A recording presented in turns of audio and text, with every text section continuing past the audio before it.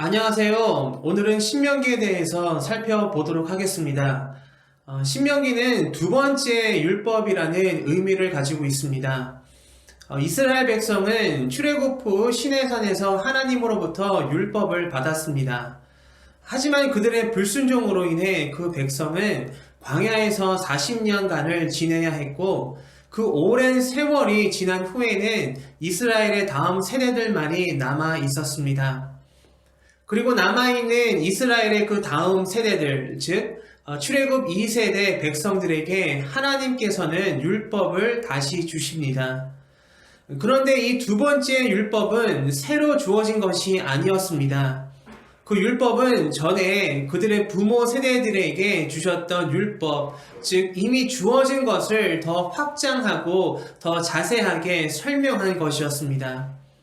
이렇게 시내산에서 받은 율법이 다시 주어졌다는 의미에서 책의 이름이 두 번째 율법을 뜻하는 신명기가 된 것입니다. 출애굽을 경험한 1세대 이스라엘 백성이 40년간의 광야 세월 동안 모두 죽게 되고, 그 자녀들 세대들이 장성하여 드디어 약속의 땅, 가나안 땅 진입을 눈앞에 두게 되었습니다. 그때까지 출애굽 1세대 사람들 중 생존한 사람은 모세, 여호수아, 그리고 갈렙뿐이었습니다. 하지만 안타깝게도 모세는 가나안 땅에 들어가지 못할 것이라는 하나님의 말씀을 이미 받은 상태였습니다. 그래서 더 이상 이스라엘 백성을 이끌며 인도할 수 없게 된 모세는 그 백성에게 권면의 말을 전합니다. 출애굽을 경험해보지 못한 출애굽 2세대 이스라엘 백성들에게 하나님의 은혜와 사랑을 일깨워주며, 또한 그들이 그들 부모 세대의 잘못을 되풀이하지 않기를 간절히 바라는 마음으로 그 백성을 충고하며 때로는 경고하며 격려합니다.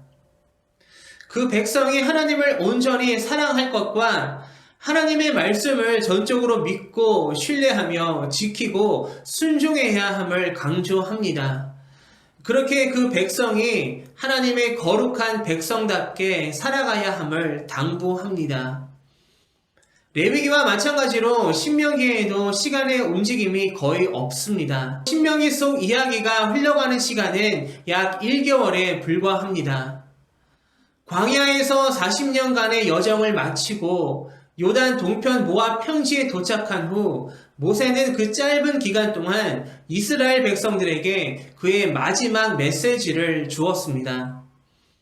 이렇게 신명기는 약속의 땅에 들어갈 모든 준비를 마치고 가나안 땅에 들어가기 직전에 모세가 이스라엘 백성에게 전한 고별 설교이고, 세 편의 긴 설교문으로 구성되어 있습니다. 모세의 첫 번째 설교는 이스라엘 백성의 역사를 회고하며 하나님께서 이스라엘에게 행하신 일들에 대해 말해 줍니다. 이스라엘 민족을 돌보시고 인도해 주신 일과 이스라엘 백성이 저지른 잘못에 대해서 말해 줍니다. 과거 그들의 부모 세대들이 하나님을 불신하여 광야에서 40년간 떠돌아야 했던 날들에 대해 말해 줍니다. 그러면서 그러한 광야의 교훈을 기억하라고 당부합니다. 모세의 두 번째 설교는 하나님께서 주신 율법에 대해 설명하며 말해 줍니다.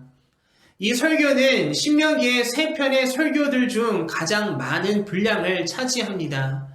이 긴 설교를 통해 이스라엘 백성에게 주어진 율법과 규례를 재확인합니다. 이러한 율법과 규례들을 잘 지키고 순종함으로써 이스라엘 백성이 구별된 하나님의 거룩한 백성으로 살아가야 함을 권면하고 있습니다. 그래서 율법과 규례를 재확인하는 시간이 필요했던 것입니다. 모세의 세 번째 설교는 이스라엘 백성과 하나님 사이에 맺은 언약의 관계 속에서 그 백성이 그 언약을 지킬 때와 어길 시에 나타나는 각각의 결과에 대해 말해 줍니다. 다시 말해서 하나님의 말씀에 순종하면 하나님의 축복이 기다리고 있고, 하나님의 말씀에 불순종하면 저주와 형벌이 기다리고 있음을 경고하며 충고하고 있는 것입니다. 이제 이스라엘 백성은 그토록 기다리고 기대하던 약속의 땅, 가나안 땅에 곧 들어가게 됩니다. 그리고 자신들의 부모 세대들이 저지른 하나님에 대한 불순종의 죄를 그 백성이 제발 되풀이하지 않기를 모세는 간절히 바라고 있었습니다. 그래서 모세는 부모된 마음으로 어린 자식과 같은 이스라엘 백성에게 부탁하고 있는 것입니다. 가나안 땅에 들어가면 하나님의 말씀에 반드시 순종해야 하며 하나님의 거룩한 백성으로 살아가야 함을 당부하며 권면하고 있습니다.